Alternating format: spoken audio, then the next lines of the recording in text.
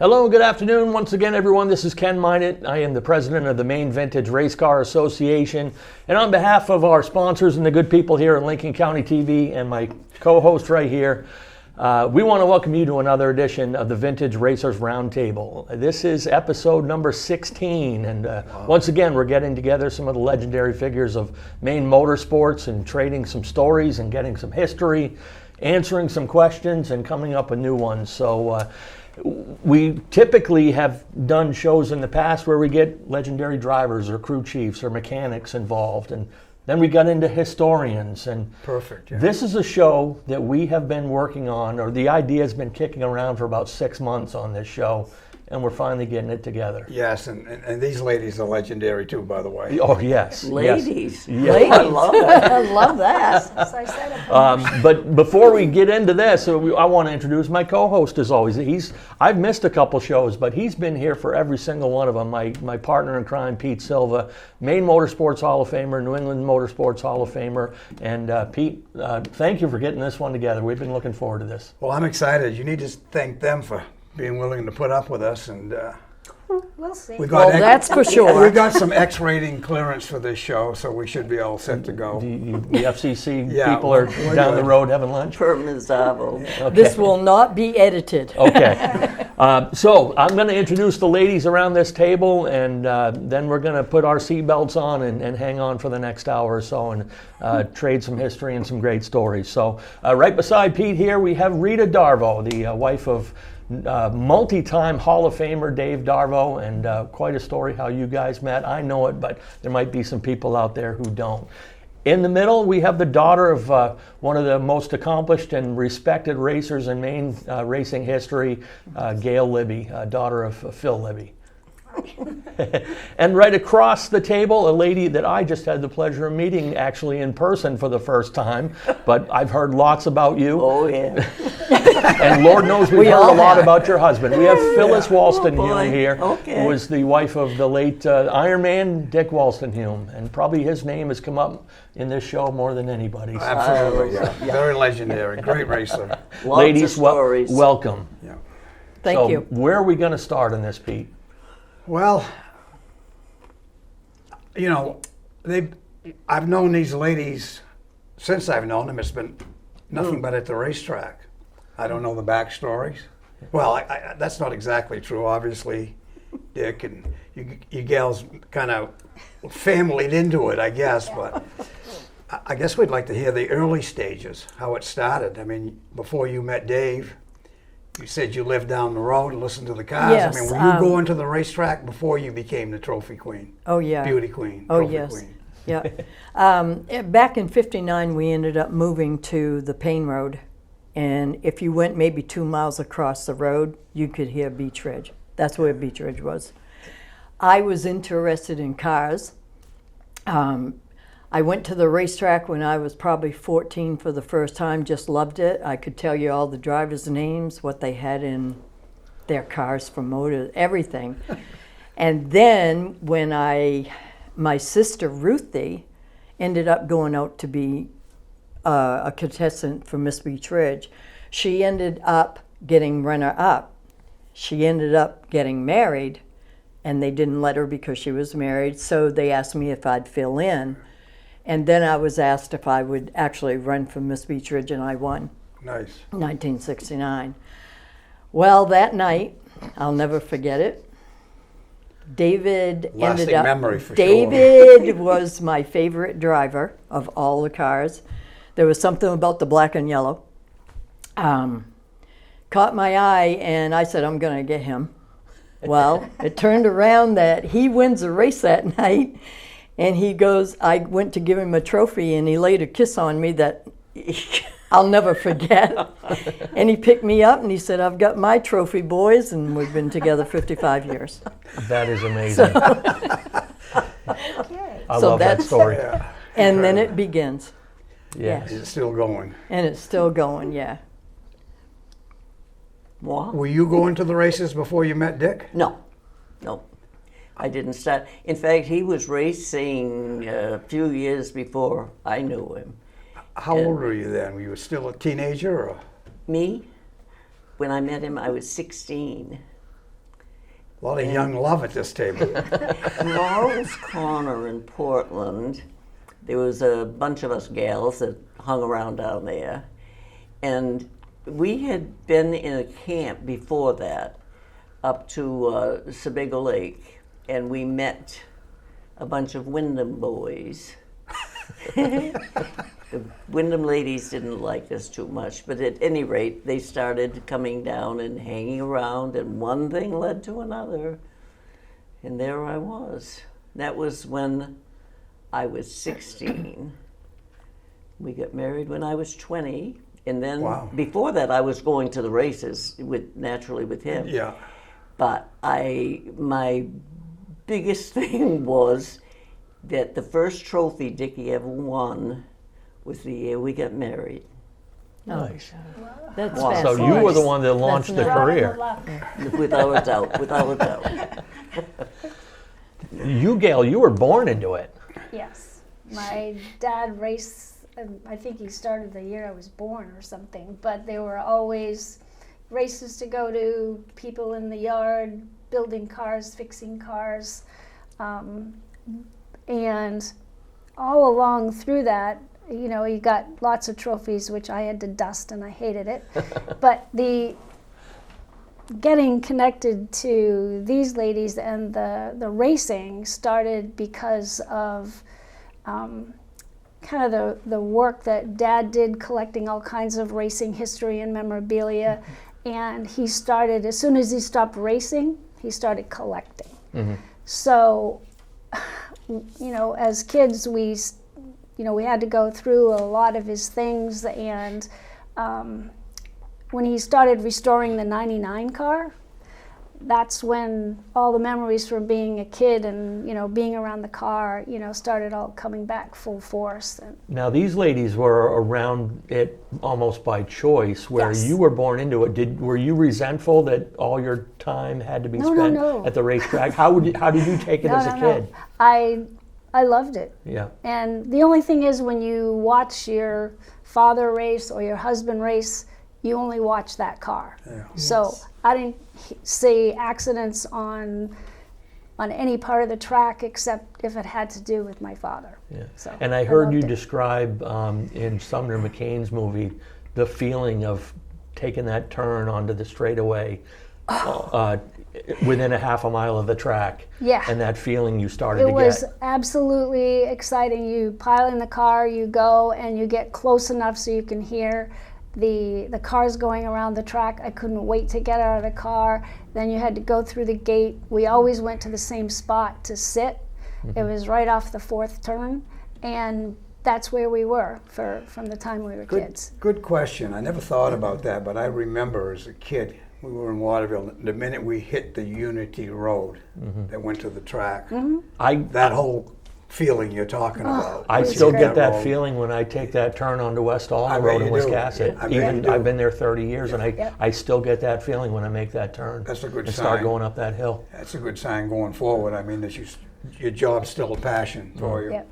Right. I got to ask a different question here. I know the answer for you, but I don't, and I'll start there when I get going. But I've only known you through racing. I don't know what you've done for work your whole life. But Okay. to Phyllis, when I moved back in '84 or '85, and my lifelong friend David Prescott, who was wheelchair bound, his dream was to own a NASCAR like Busch team. So we formed one. We bought cars. We bought all the shop equipment. Now it's time to buy scales. We always use Fairbanks scales before the computer. So I make a call down to Wyndham or Scarborough to Fairbanks scale, and the lady answers the phone, and I said, Jesus, I recognize that voice. Couldn't put it together, and it was Phyllis. Those Phyllis. Did you work there a long time? I did. I worked there probably, I'd say 10 or 15 Yeah. years. I lived right next door Yeah. practically. Convenient. Yeah. There was Sebago Scales and another house we owned, and then my house. That was pretty good.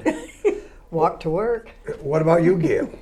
What did you do as a I started working at GTE Sylvania in Yeah. Standish. I worked there for like 10 or 12 years. Then I went to the Data General Corporation here down in Westbrook. And then I ended up working for a greeting card company. And I went in as customer service manager. I did regional sales, and I did director of customer care. And I retired from there. It's a lot of things. I didn't mean to get off the beaten path here. As long as I've known all three of you, I've never known any of that stuff. Yep. And what you just spent your life taking care of Dave? Basically, Well, I'd like to say it's a that's full-time job. I'd like to say that's a handful, but I don't know if that's appropriate. It is. Very appropriate. He's You been a said it. handful. So moving along here, and Ken can knows a lot of these questions too, is you spent most of your adult life in racing supporting the sport in a lot of different Absolutely. areas. So let's start with the trailer.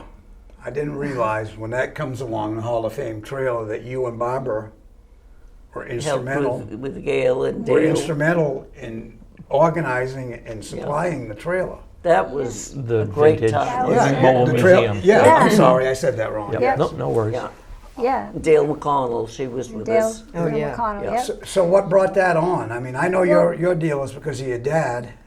Right, because having a museum was one of his dreams to have that. Well, then they got together, and we had a meeting about, well, we might not be able to have a museum, but what about a trailer? What about something you could, move around from location to location? So within a short period of time, we had a donation from Bob Baer, and he helped us purchase this big didn't know that, yeah. Carhartt trailer.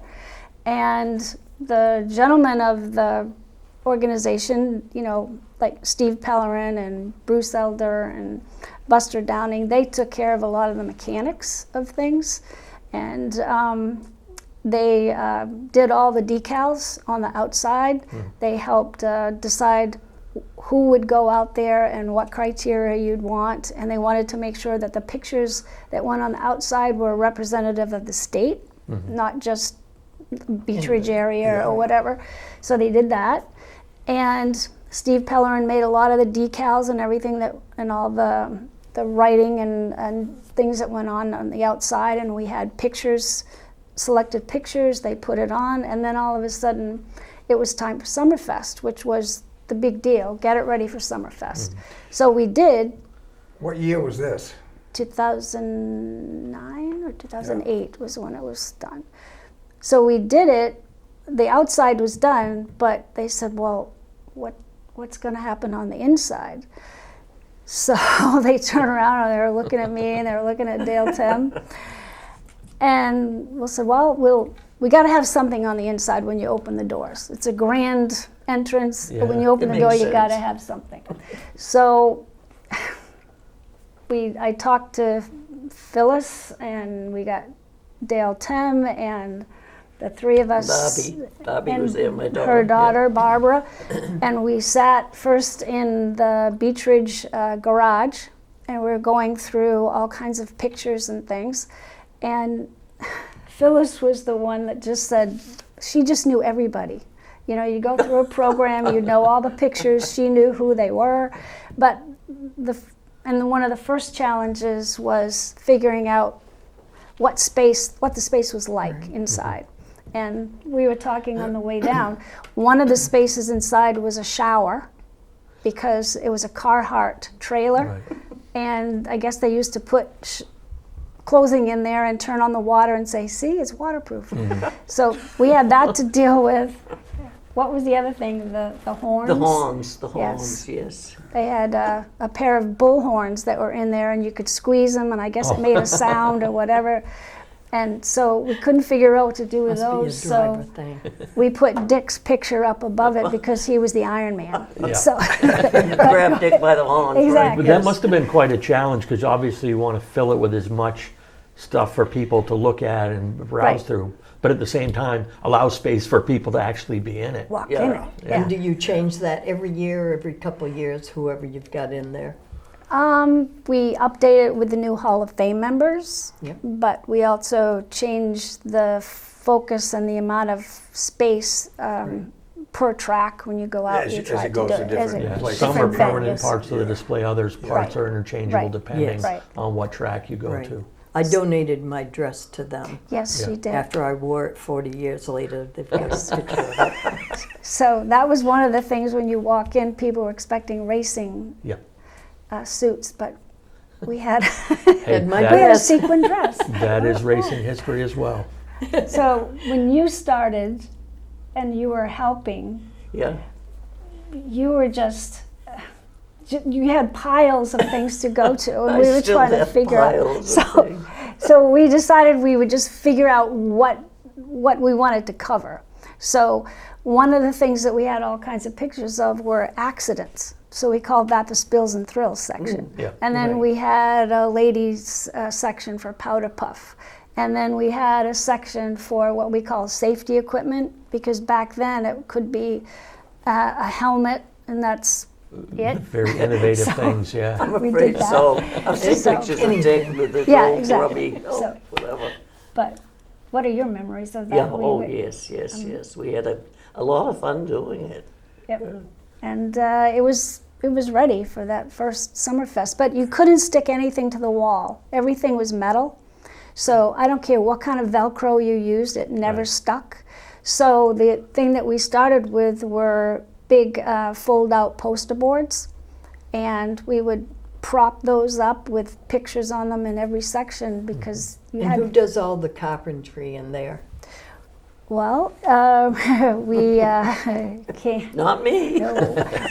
We would just say, John Pettingill came along, and he knew Buster Downing, and I guess he had a lot of ways to help out and be frugal, Yeah. and because Built some basic framework. and basic such in there. framework. Yeah. So one of the things that he didn't like us to say, I've been thinking. Most guys don't. like that. Exactly right. So, but I had these great big boards that my father built for Beechwood Speedway 50th anniversary, and had all kinds of history. And they were about 5 by 5 big plywood things. So we dragged those out, and John actually made a trailer thing we could pack them on. He could wheel them up in and wheel them back out. So that was some of the things Quite that we helpful. took. Yeah. Kept Yeah. modifying We it did. over I the bet it years. was. Yes. we Yeah. did. Yeah. Yeah. But And the thing that I do with the being in the association, every 5 years since 2004, I would collect money. And 5 years ago, I presented $5,000, I think it was. And I Yes, said, she this was a goes very to the. good money collector. Oh my gosh. It was so much fun getting $100 bills every time somebody Yeah. would give me a check. I'd go and cash it. Could I have 100? And so I made racing flags like this on a poster, Yeah. and that's how I donated that. And it went to the mobile museum. And you did a lot of that. Yeah. All three you did Yeah. yeah. to keep the sport going. Yeah. And that's why when we say about our mission, it's not only to preserve that history, but also to present it. And Present the it. creativity that you guys came up with at the beginning in that museum is kind of set the And then- tone for what we do now. It's always at Summerfest, which is coming up August 14th. Yeah. No, 11. 11th. Yeah. I have been cooking so much. Oh, I bet. Oh, I she bet. does. Well, you always do. That's no you're always Yeah, it's looking. just another job.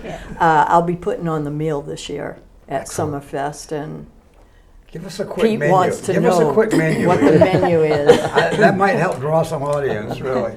Well, let's see. I'm going to be having baked beans, chop suey, macaroni and cheese, potato salad, pasta salad, homemade pickled beets, cottage cheese, baked apple cake, Yeah. and then all kinds of oatmeal raisin cookies, chocolate chip cookies, and peanut butter cookies. I want the oatmeal How raisin. many I can't- cookies did Save you the oatmeal raisin. how many cookies did you cook yesterday? Yesterday was 256. My word. Wow. So Poor I'll be Dave, making when he more. has to There's, live. there's people right now, when they watch this, will be making plans to come eat, I'm sure. That's right. We hope right. so. Yeah. When did the crumpled roof award come along? Oh, that's right, too. I remember the crumple. I get one of those. She got an award, yes. We were having Summerfest, and Steve Pellerin came up with an idea that we needed to, there were so many people helping that he wanted to be able to give someone an award that kind of gave them some recognition for the work that they were doing to preserve history, which was our mission. So he said, my dad was into collecting memorabilia, and that was one of the good things between what she was and Dick were collecting and Dad was collecting. We had enough stuff to put in there to use. So he said, why don't we call it the Crumpled Roof Award? Your dad was so into memorabilia and everything. What about if we designed a reward to, in his memory? So we chose the crumpled roof because when he was restoring his car, he wouldn't let us take out the dent. And he promised us never to take that out. There was too much history there. And that's part of Maine racing. So we would go through his things and choose it. And so we just started year by year. We would look at the people that were instrumental. Our first ones I were... never got a crumple roof. I Go know. on. I'm going to have to reinstate that. We had Bruce Elder and Goodwin Hannaford were the first two. Yeah. And both of them were instrumental in that.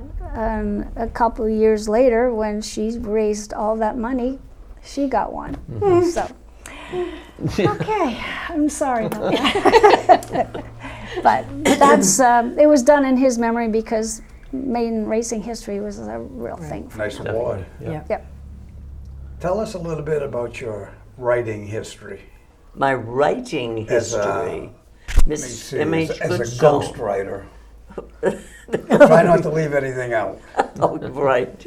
I mean, I wrote.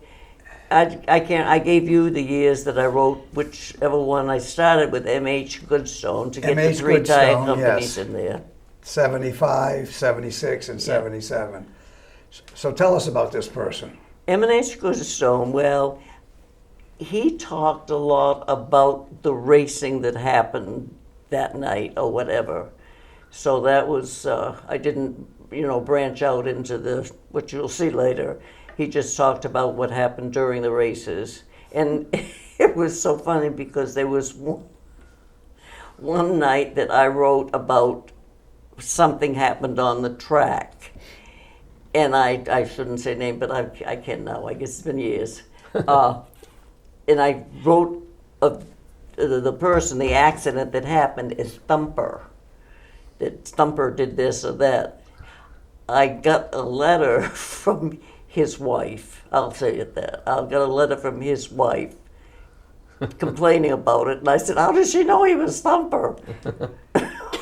Right? You must have described him pretty well. I hadn't put the name down. I just said Thumper, but she didn't like it. So she was accepting that it was her husband, obviously. Did you ever talk to her about it? Oh.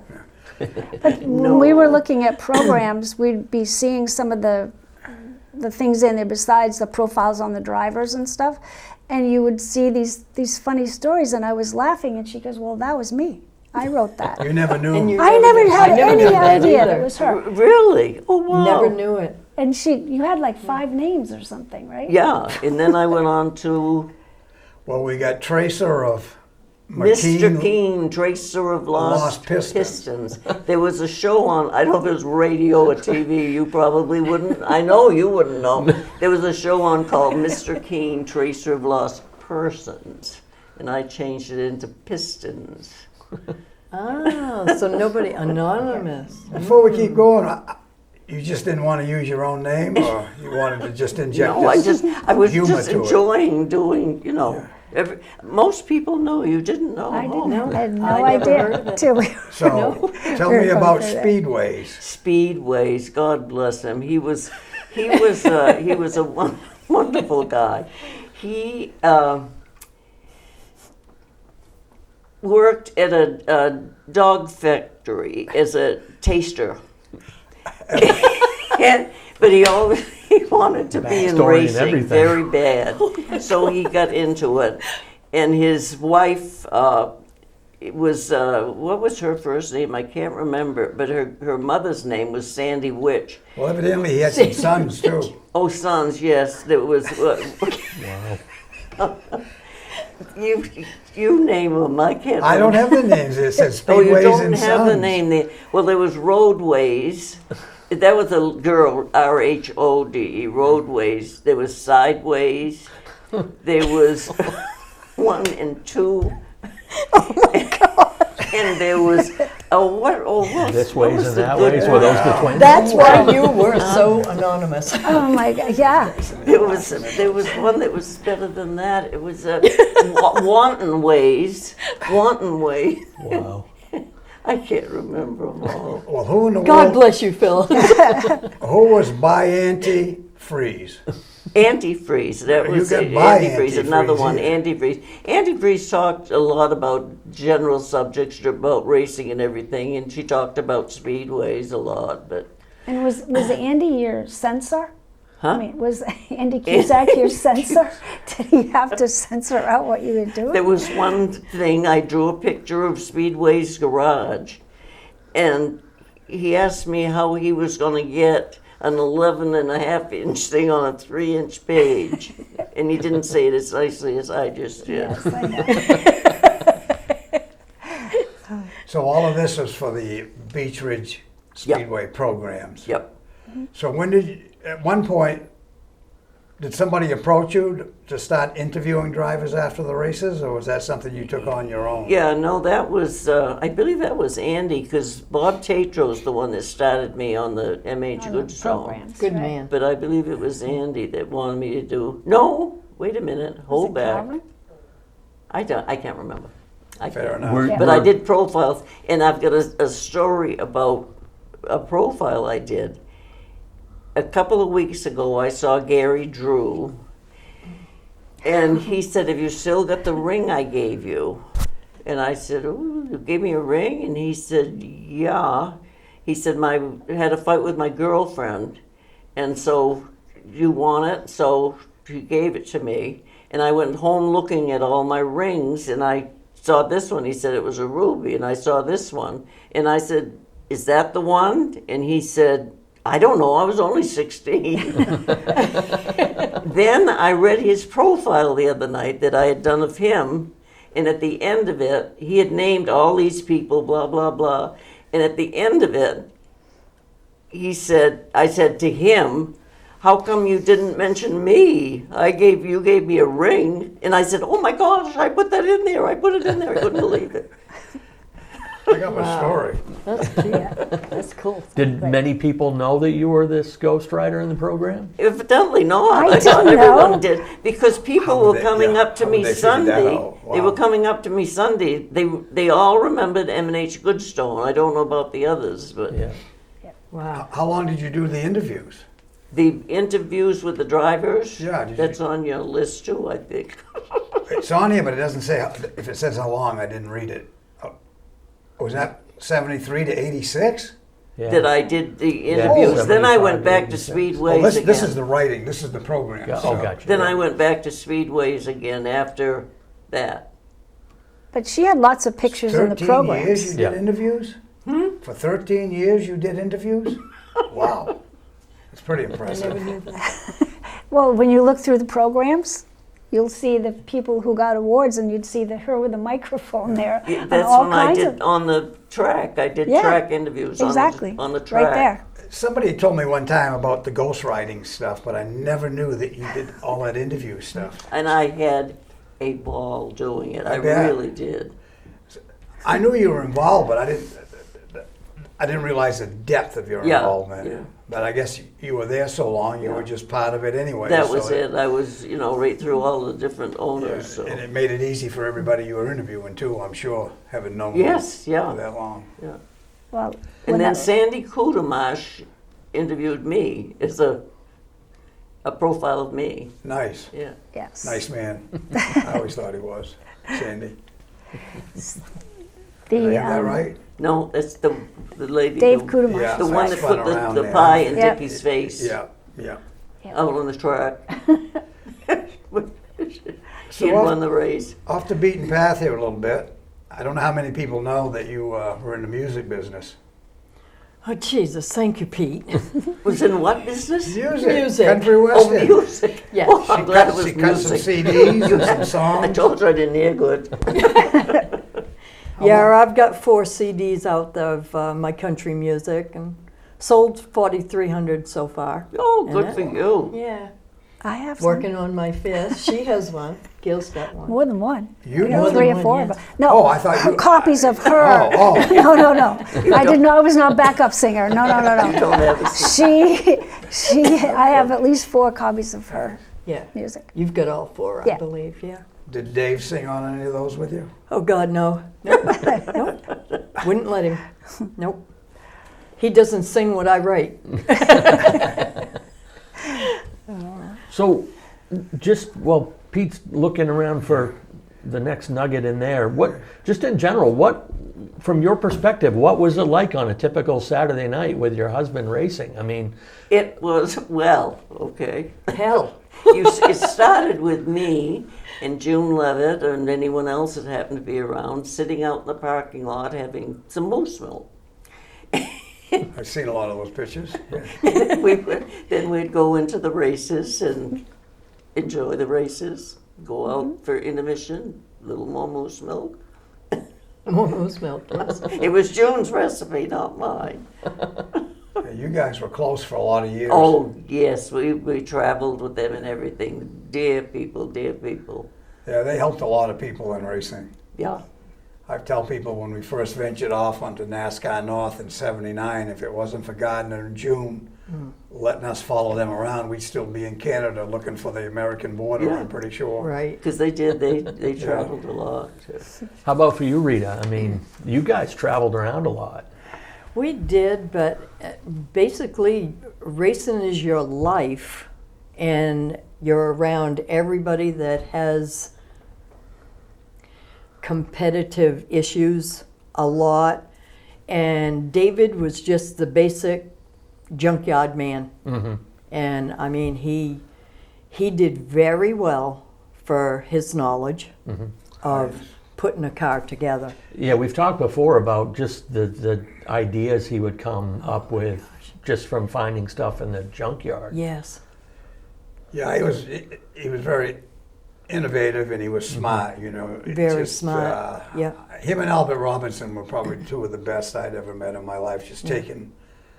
I didn't know Dick at the time. I don't know how he operated. I'm sure he did a lot of that himself, but I knew Dave- those 2 people, and they could take nothing and make something. That's what McCabe was talking about Dave Sunday, and saying the things that he did with the car Yes. that Yeah. seemed crazy. But Yeah. Today's it worked. people wouldn't. They'd be done. Yeah. If they had to go through what Right. those Yeah. guys went through. All of them, really. In our last show with Steve Pellerin, they were talking about Dave taking a keg and Oh yeah. cutting it in half and turning it sideways, so you're always looking into the turn. And Yeah, they were. I mean- they were like 15-gallon oil barrels. Oh, okay, yep. And they cut them, turned them down like him and Rudy Karen both. And they turned them sideways in the middle of the car. The first Yeah. people to do that, and I can remember asking him about it. I was just a kid. He said, when we got to the end of the straightaway, we could already see the middle of the corner before we got there. The next thing you know, other people are doing that. But Or just the idea of making a place on your trailer that you could lay under the car and work on it while the guys were driving you to the next track. and he did do that. I That remember over- that. The pit crew, Jimmy Kidder, Billy Lathrop, and Billy Coots, they were working on that car going down 95. Yeah. And I'm going, you can't. Well, we had to work on the motor because he blew one. And, oh my. On the Oh, way yeah. to the track. Dave Davo All gave the me way to Scarborough. my first lesson in race car economics when I was in my mid-teens.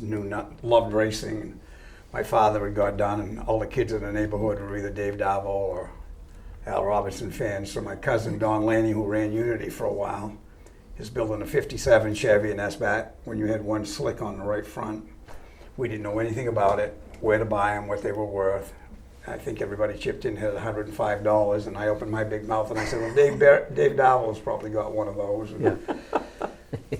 so somebody with a license drove me down there, and if it had any experience, we would have known better. And out in the middle of the driveway, there's a slick in the wheel, and there was a reason it was there. So Dave came out, and of course I probably played my hand, and so he knew what I had for money, $105. That just happened to be the amount he wanted for that wheel and tire. Gosh. And we're driving down the driveway, he's hollering out, be sure and bring the wheel back. I can remember getting back to the garage with my chest puffed out, thinking I'd done something big. My father looked at the wheel and tire, looked at me and put his hand out and said, where's the change? Yeah. I knew at that moment Dave wasn't going to get the wheel back. Yeah. Right. And I got one for you too. You won't remember this, but you probably saved my life. Oh, It was in the 70s. I don't know where I met you guys, but Dick invited me down. yeah. And this part will probably surprise you. We got into a bottle of hard stuff, and Really? No, that is shocking. the next thing I know, he and I are in a fight in the middle of the garage. You and Dick? Yeah, Really? I was a lot bigger at the time. Not that that would have made any difference, but we were going at it. You came in and threatened us both, and that calmed it down. You made me a tomato and mayonnaise sandwich for the road, and we've been friends ever since. Do you remember that? Tomato and mayonnaise. Yeah, Sounds horrible. that's a true story. Okay. You're a Oh, cookie. cucumber and tomato, we always do that. Real fancy cook, I'll tell you. Yeah. Actually, I kind of have a question. I know Dave. I unfortunately never got to meet your father, and I never got a chance to meet Dick or watch him race. Oh, boy. But for somebody like me, describe Dick Wolstenhulme. Oh, wow. Describe Dick Can you? Wolstenhulme in how many words? He was a character. Yeah. He was Say a the character. least. That's about covers everything. I mean, he loved people. Wherever we went, he'd stop and talk with people in the grocery stores, no matter what. I from the stories I've heard at this table over the last year and a half, and I'm serious, your husband's name has come up probably more than anybody. He kind of a double-edged sword. He obviously a character, Yeah. but at the same time he liked to help people, but then mess yeah, with them in the yeah, process. Yeah, that's Yep, he did. That's The right. first time I met him, they told me that I had to ride around the track with Dick Wolstenhulme. Okay, well, I knew who he was, but I didn't know him. He takes me around the track. On the 4 turn, he goes right down over the banking, shuts the car off, looks at me, and he goes, "Do you know why they call me Iron Man?" I go, "No, and I don't know." And he goes, "What do you think they're thinking up there?" "I don't know, but you better get this damn car back up on that track." He scared the hell out of me. He really did. I was only like 18, so yeah, I was scared. You should have been. You should. Now you know why Dad made the sign or the shirt that says "The Dirty Dozen," because those were the first 12 people that Dick were and inducted Dave and- yeah, into the yeah. Hall of Fame. Yeah. And if you look on there, Dick is one of the first, Dad was one of the first, Dave is one of the first. So Yes. the number of stories that probably went into Oh, yes. Oh yeah. that shirt, and then he had everybody sign it on the back Yeah, for the that's first nice. Yeah. for the first That's thing. what Dick did on his flags, the flags that I have left. He had people sign Sign it. them all the time. He had Exactly. people. Exactly. Dick was Dick a wa- diehard. He raced anything, anywheres. Dick was a diehard. He raced anything. Yes, I- yes, and I- loved everything. I And tell then- people we used to No, go go down there ahead. every Sunday after racing at Unity, and I talk about Cusack and Yeah. Homer, and I said Dick would be in a car that he might have bought probably 3 hours before the race or something. He was always in something different. Yeah. And there was the money night, which was a great night when he's out racing, and all of a sudden there's money flying all over the place, all over the track. And he had sold some car that day and just stuck money in his pocket or whatever. Driver But- suit? Huh? In his driver? Did they have a Yeah, driver he was suit? in a race, Yeah. and they were going around.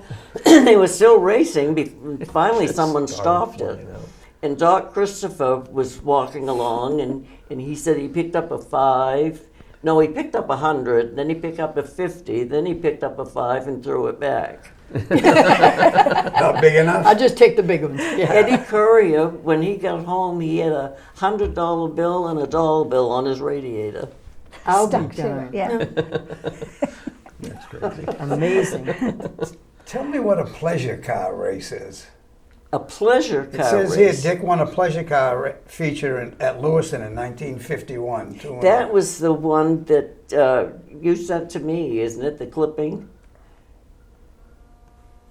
He isn't looking at me. Oh, I'm the sorry. one you sent to me, that clipping that he ran in a pleasure car race. Would that be your regular road car, like a spectator's Yeah, would race? have See, that been- was before I knew him. It might have been like a spectator drag. Yeah, I like didn't we know have him these then, but you days. did send me Yeah. the clipping, Ken.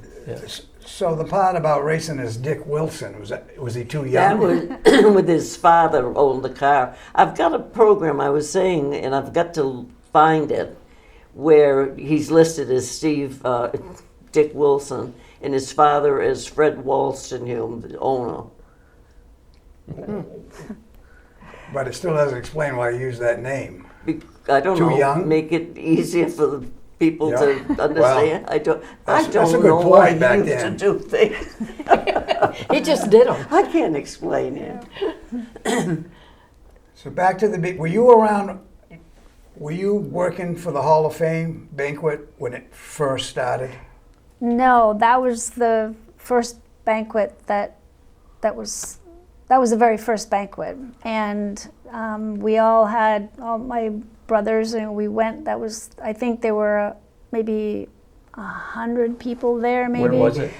It was at the Augusta Civic Center, similar to the room that we just used this past 2 years, and there were 12 people being inducted, and he was so excited about that, but we were just guests at that point. Right. And it was so fascinating to walk in and see all these competitors now be friendly.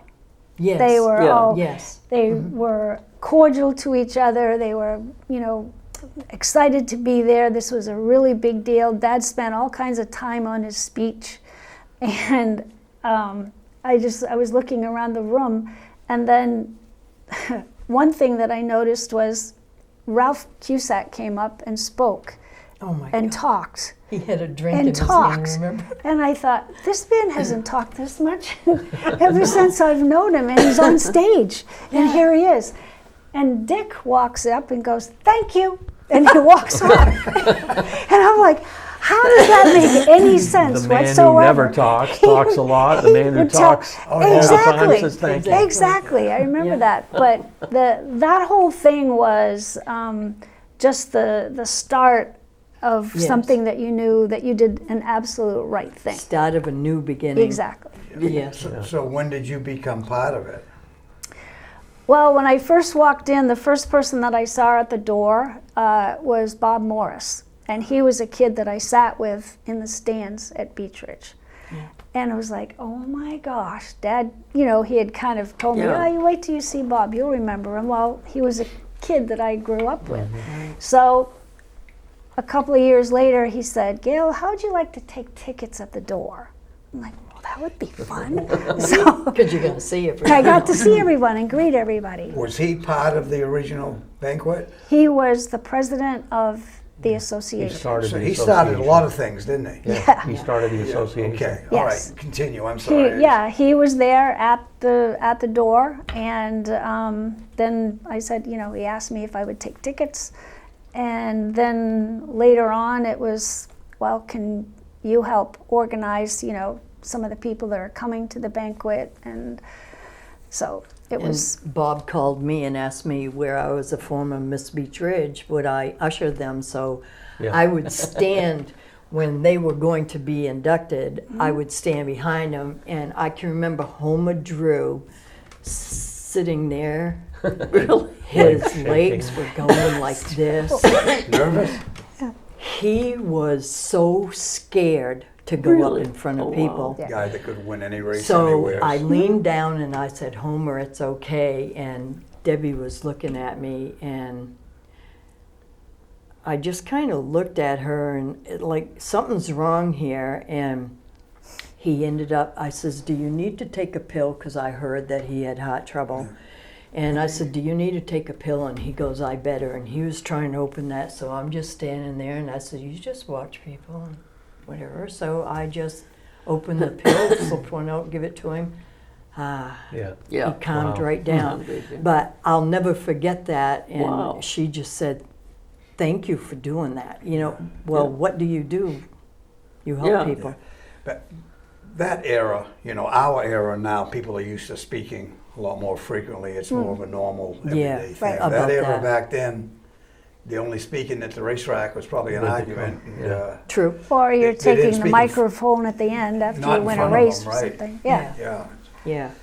that was fascinating to watch. What are your best memories of all your time there? You must have some that just At stood the- out, special We moments. can't talk about those. Well, I was thinking about that the other day. You know, you all the things that are donated to the mobile museum, all the racing suits, the helmets, the trophies, the pictures, all of that stuff. Once you got the mobile museum, all of those things started coming forward for you to use inside. And you know, we have Doc Christopher's medicine bag that he used to use on the track. Ricky Craven gave us pictures. Kelly Moore gave us racing suits. We had trophies and It's helmets endless. from Dick. You have all the team's racing gear that you put. It could be Speedway 95, Oxford Plains. All of those started donating all of this stuff. And I was thrilled because I knew Dad collected stuff, but then you find out every family has Yes. that. And she still has a room full of all of So that much stuff. Oh, you But, do have a lot of stuff. Wow. but getting to meet all the people as they became inducted and hear their life, you know, history and so forth. And then when they come in the mobile museum, like Bob Halley, and because he gave us racing jackets, and they also gave us display boards with their pictures that had some of the history on it. It was great. They also donate for auctions, right? Absolutely, Yes, a lot of things that they have we could use for fundraising and so forth. Right. But you know, like Lomer Pelletier, you know, walking in there, seeing his racing jacket, and he's tearing up, saying, Yeah, you know, Right. this Gives you is chills. this is so makes me so happy, and I think that's what you're supposed to do with this kind of material. I think the Hall of Fame changed Loma's life at that stage. Yeah. It was like Oh, I'm yeah. friends with him, have coffee with him, and I know it is. It took 2 years to get to the point where we could present him. From the time I brought it up to him, 2 years, and I had to go to his granddaughter and his daughter to even get that shoved. But once he's here, I think he's appreciated it and had more fun with it than just about anybody. Yeah. I mean, he's just loves it. He loves being Yep. included in it. His words to me, he came through the door at Gray, and he had tears in his eyes, basically. Yeah. Yep. He said, I realize, he's worked hard his whole life. He came from nothing to begin with. He said, I realized coming down the road that this is forever and nobody can ever take it away from me. Right. There you go. And There you go. he's enjoyed it, Yeah. and I think he's donated and he's been gracious and Very, very much so. yeah, good for him. Yep. And then when you are involved with a race car driver and you have your own kids, they get involved. Yeah, Yeah. I mean, our son drove for a while too in Florida, everything. yeah. Dana, they did pretty well down there, didn't they? Very good. Yeah. Yeah. David built a car in 1 week. He said, I'll see you next week, boys, down at New Smyrna and Orlando and Speed World. And they said, you can't build a car in a week. I'll be darned if David built that car and he went out and won it. And they go, how? Yeah, Well, it was junkyard parts Yeah. again.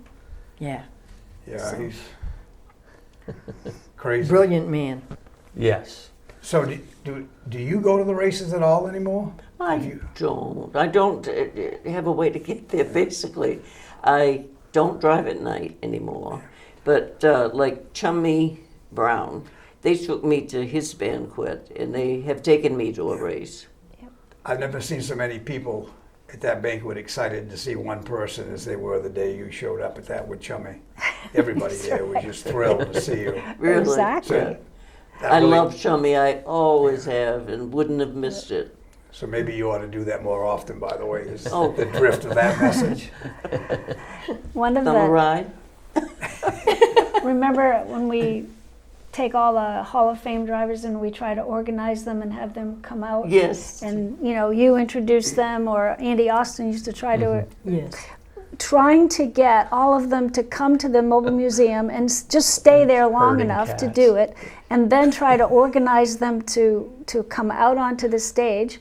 And I remember twice, we get them all organized, we're up on the stage and we're calling names and we're going out, and I look out and he's supposed to be in the trailer Museum. waiting to be, is David, and he's standing there like that. And Dick, he's off in the corner talking to someone, and we're waiting for them to come on there. Come up so you can We see. tried everything. Yeah. I mean, everybody you know tried to help organize them, you know. It's fun it's stepping those back two. and watching them, though, just talking about the They good old days. love it. I was thinking that they finally in a group at the same time. At the same Yeah. And they time. just splinter in little groups, Yeah. doing what Yep. you just said, reminiscing the past. It Dick would had always to be come out Dick and Dave. throw his arms out and kiss Dick, Ralph. Yeah, oh yeah. it's always Dick coming out the back of that Really trailer. was. Oh, seriously. And David, he'd be always kissing Phyllis. Oh, yes. Well, I just found Or the out he has nearest a few lady you could others. find. Oh my gosh, yes. Oh, So, Those- Just out of the blue, I had this question.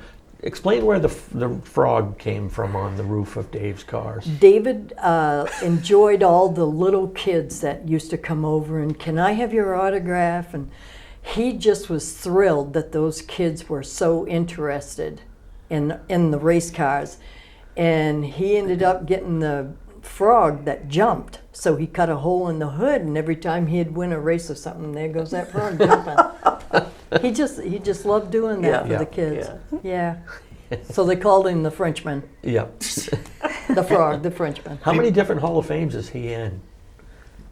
Too many. Unity and Must be Wisconsin four. and New I England think 4 or and 5. Maine and- Yeah. yeah. Yeah. Yeah. He went out in what was that, a 39 coupe that he bought. He was 16 years old at Unity. Yeah, I probably Wasn't would. it? I know this is hard to believe, but I'm probably too young to remember that. Yeah, well, I believe it was a 38, 39 Ford coupe. He had bought that for $100. Went out at 16 years old and won that race that night. All right. And Mac Tilson told him, he said, if it was somebody else, I'd have you off the track. Yeah. Because he just blew the doors off everybody. Cars remember- were going out in the bucket brush. I remember Dave saying, I was too scared not to win. Yeah, that was good. Yeah. That was good. Gail, what are some of your fondest memories of having Phil Libby as your dad and Bob Libby as your uncle? Because no matter where you go, Mm-hmm. if you're talking racing, you're gonna. They knew him. They know them. And as I said, they just from the stories I've heard, they seem to be two of the most respected people Yes, in Yeah. this business. Yeah. Yeah, Yeah. they covered a lot of it, not just racing, but they represented it, being on board of Yeah. directors Yeah. and They weren't presidents. goofballs like my husband. I guess my But- fondest memory was just meeting Dave at the track and Yeah. being with him all these Yep. years, Yeah. I think. What about the rest of us? And being involved. God, I love you people. Yeah, too late. Dick and I had 67 years, Yeah. 63 of them 55. married. Wow. Yeah. Yep. And Dave's going to be 88 in October. I'll be 74 in September. Yeah.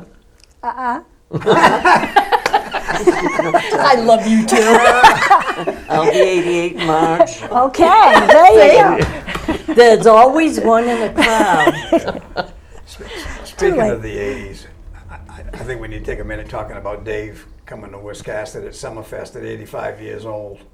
Yes, he drove doing the the car. bucket list deal, and Yeah. that was It, pretty it wild. was much to the. I knew it was planned, but when it happened in the day was a surprise to most people. We had Yeah, scheduled because- time for Dave to be on the track, Yeah. but somehow it didn't get to the guys who were helping Dave that day. So They we had told the him. we had the Wicked Good Vintage Yes, guys out out there there. on the track, and all of a sudden here comes that number 8. They went and told Dave in the pit, suit up, you're going to be going out soon. He goes right there on pit road, choo, takes right off, and they go, oh, well, we got somebody else coming We out were in here major today. panic mode that But day, he but it did was good. fun. Yes, he did. He He did. did good. He got lapped, and then he stayed in the same tire tracks, Yep. in the same lane the whole rest of that race. Yep, Yeah, and he knew. yeah. Yep. He came in the pits. Yeah. I met him when he came. We all met him when he came in the pits. Oh, And he yeah. got out of that car, and he had a whole list of things to do to correct the chassis on it for the next time he came to race. He talked about the steering, Oh, my the Lord. brakes. He had everything figured out. Figured Yeah. out For the his- next time. It was just like he was 1970 again. you And the know, car overheated, so Pete says we'll go up and see Joel Tozier. He probably has something up there, and we went up there and bought a new radiator and put it back in. But we found 5 holes. That's why it overheated. But it was a thrill to see him in there. Yeah. Yeah. And my daughter, Darlin, she had a fit. She didn't want her father in a race car again, and she's been brought up with history of racing and Yeah. everything. And we made a pillow for Richard Petty at Unity Raceway, and Bob Knowles, he said, I was so proud that you did that, you know, and Darlin presents it to him. So Richard Petty is so Yeah. tall. Darlin is just about 4 or 5 years old, right? So she had her own black and yellow hat, said Darlin on it. So Richard Petty comes over and looks at her, and he goes, well, hello, darling. And she goes, how did you know my name? And she goes, and he goes, well, what is your name? She goes, it's on my hat. Just like that. And the crowd loved it. They just adored her. She was just a cute little shit anyway. Oh, yes, there's that word again. It's okay. Now, Richard Petty, Edit. speaking of Richard Petty, Dick has been known, when we lived on 302, he'd been known to test drive his car up and Oh, down yes. the 302. Yes. And so when we went to Martinsville one year, we went over to Richard's place. Yeah. And wouldn't you know, the 43 comes out and right up the highway, and I said, oh no. If that doesn't recall a I couldn't memory. believe it. Isn't He, that you know, I something? thought Dick was, but Richard was too, so they. Yes. Yeah, a lot Yes, of we're good here memories already, for racing.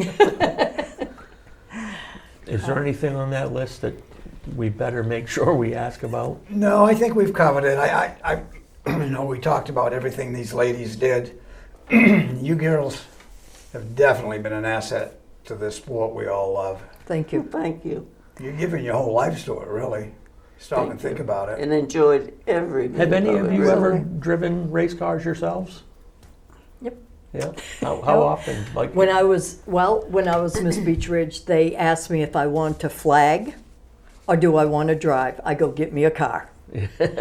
So they finally found a car. It happened to be my cousin's car, and he wasn't too sure to let me in it. But anyway, I started 10th. There was only 10 cars. Had about few laps in, and somebody hit me, and I hit the telephone pole, spun into it. And they go, are you okay? Are you okay? I go, get this car going. I want to go back. So we had 3 laps to go, and I missed first place by 2 inches. oh geez. Wow. So that Whoa. was pretty good, I thought, Yeah. right? So yeah, I'm going to get a trophy. Well, I go out there, and they didn't have the trophies ready. Next thing I know, they had it in the newspaper. They gave the trophy to Ruth Skillings, my sister, not me. They did not know who I was, and they gave trophies to the rest of them, so I never did get it. Oh. We, We'll have we to had get a in. powder puff at Beach Ridge because June and I, there's a picture of June and I all dressed up in dresses showing that we were going to be in the powder puff. Yeah. But Donna Richardson won in Dick's car. Oh, I wow. can't remember whose car I drove, but Yeah. What division was it? Cars like that blue- Bombers. Oh. And June and I, after the race one night, we was out in the parking lot. We hadn't left yet, obviously. We was out in the parking lot, and June and I went around. She had the 35, and I had the 6. Drove them around? Yeah. Did you have fun doing that? And one night, Jim wanted to close up and go home, so he locked us in. So Dick got us out. Damn. Right through the fence door? Yeah. I never heard that. You never tried it, Gail? No, I was showing him a picture of, I was like 5 years old. My father had was in a race car. I had the helmet and the flag. And then years later, we go to Summerfest, and my brother Dale gave me a helmet and driving gloves and goggles and told me to get in 99. And then they pushed me out onto the track, and I thought I was flying. Yep. My brother said he being- thought, no, you were going backwards, basically. I love Why didn't you take it out of first gear? Yeah, seriously, exactly. Yeah. No, but Wow. when I got out, I said, now I know why, what they were all What it feels talking like. about, what they were talking I- about. I It's loved like- it. It's great. I thought love I that. was, I thought I was breaking every speed limit there was, and I would pop, pop, pop, pop. Exactly. Listen, when I started, it was the same deal. I came Yep. in the pits and they said, "What's wrong with the motor?" They thought it was skipping. I said, "Nothing wrong with the motor. That's my foot shaking." Well, ladies, thank you very much. Well, it's thank been you. a pleasure, believe me. and time flies when you're getting a We good could do conversation this, like I'm this. telling, her and I talked all the way here, and here we go, and then all the way back again. We still got to ride back home. Oh, We got a yeah, lot yeah. more to tell. We're not done yet. Any thoughts from you, my friend? I think we were lucky to have these ladies here Yep. today. You're darn right. And thank yeah, you we for. were- You never killed us presented to your shots. behave. Yeah, Oh my God! We left the underwear out. We might have to edit this, but what's the story behind that? Rita Darvo gave that to my husband for his 70th birthday. All right. Need I say more? That's a whole nother show. Oh, my goodness, Is it yeah. really? Well, And you You saved really it. can't read the note on it. No, I I won't. saved it. You didn't throw We it do, away. Dick and I have never in our marriage thrown anything away. I know we haven't. yeah, That is Well, awesome. I That's a wanted to sign of a good surprise him. friendship right there. it was. It was. Yeah. It was a good joke to play on him. He loved it. I know, yes, he He did. did, didn't he? You He kidding loved me? Well, again, like I said, we always say this. We've overshot the runway, and we could probably do a whole nother show. It But says time's up. oh, it said that a while ago. Oh, Me and okay. Pete are old pros at this. But thank you, ladies, Oh, very much for your our time pleasure, and believe me. for Really, doing thank your you. part to help prop up some of the legendary racers in this business. You certainly had your part in their success. Yeah. So a big part in their success. So thank you. So one more time, I want to thank you guys for joining us here on the Vintage Racers Roundtable. Pete, we got another show all lined up. Who are you thinking about next time? Willie Elliott, Bobby Randall, and Jim McClure. That'll be quite a show. Yes. We got to Good get back group. down A lot that of way. wins in that group. Yes. So, They need so us to sit in and listen. And this is the 20th year of the Hall of Fame banquet oh yes. coming up. Yep. Yep. So that's pretty cool. We'll definitely be celebrating that as Yeah, well. that's so, great. And thank you for all your work on that you've done for the association and And September 14th, There's a Unity Raceway reunion. Yeah. Unity. Yes. Yep. So thank you again for joining us on the Vintage Racers Roundtable. Thank you to Larry Seidlinger, Haven Simmons, and the rest of the crew here at LCTV for their part in this as always. And you can do your part by supporting the Maine Vintage Race Car Association and helping us to support our mission to preserve and present the history of motorsports in the state of Maine. So you can do that through your membership, through watching and supporting this program, and other ways through our fundraising activities. So go to mainvintagerace.org to find out more about how you can help and how you can become a member. So on behalf of Pete Silva and our guests today, thank you guys very much for joining us. We'll see you next time.